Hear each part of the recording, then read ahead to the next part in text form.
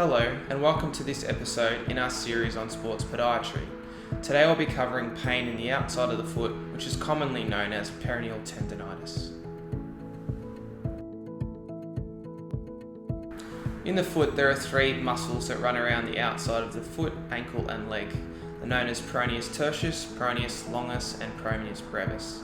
Their role during gait is to prevent the ankle from rolling and also to stabilize the foot during motion. Peroneal tendonitis is inflammation within the tendon, and pain usually occurs within the muscle and the tendon. The most common cause for peroneal tendonitis is excessive load during exercise or activity.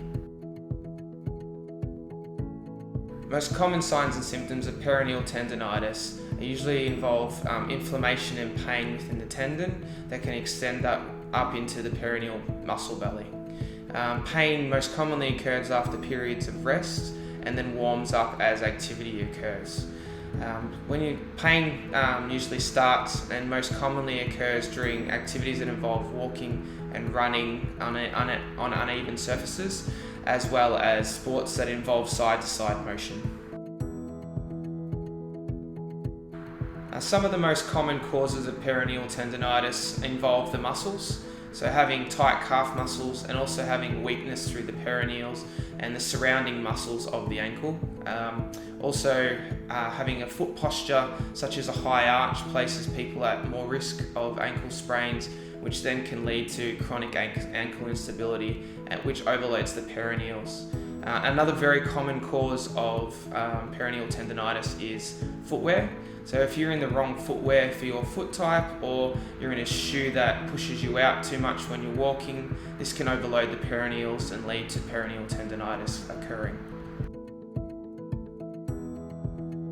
The most common treatments for peroneal tendonitis usually involve addressing muscle tightness and muscle weakness. This is done with an exercise program that involving stretching and strengthening.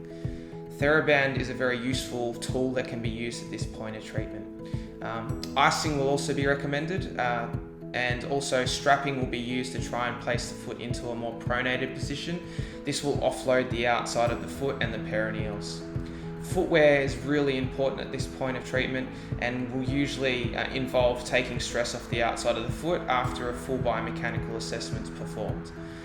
At the next phase of treatment, you're looking at trying to get some sort of offloading with an orthotic. So orthotic inside the shoe will aim at placing the foot in a more pronated position to further take pressure off the outside of the foot.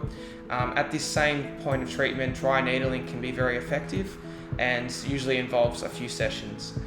If all these treatments are not successful in reducing peroneal tendonitis and pain, a surgical referral may be required. If this condition goes untreated, it can be very debilitating and affect your quality of life. It is best to treat the condition early, as the condition is around for longer, it becomes a lot more difficult to treat.